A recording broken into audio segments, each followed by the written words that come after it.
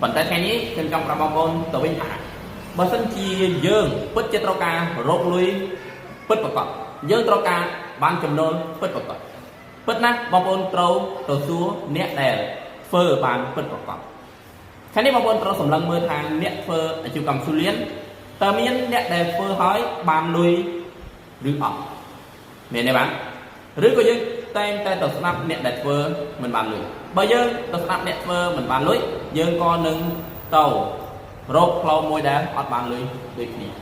តែបើយើងទៅស្ដាប់អ្នកដែលគេធ្វើឲ្យបានលុយគេនឹងប្រាប់អំពីផ្លូវក៏ដូចជារបៀបនៅក្នុងការធ្វើឲ្យបានលុយបញ្ជាក់ជូនបងប្អូនម្ដងទៀតគ្រប់ការងារគ្រប់មុខរបរទាំងអស់ប្រសិនបើយើងមិនផ្ដល់ពេលវេលាយើងមិនផ្ដល់តម្លៃឲ្យការងារនោះទេការងារនឹងក៏មិនអាចផ្ដល់ផលប្រយោជន៍ឲ្យយើងបានដែរ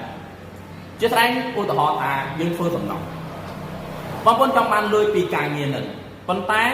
រៀងរាល់ថ្ងៃរៀងរាល់ពេលមកធ្វើការយើងតែងតែរកលេសរវល់យើងតែងតែរកលេសឈឺយើងតែងតែរកលេសមិនទៅធ្វើទំនួលទោះថាតើ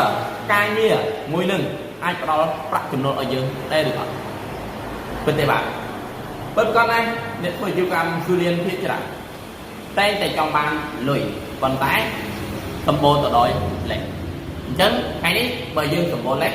យើងនឹងមិនសម្បូរលុយតែបើយើងសម្បូរលុយយើងនឹងមានលេស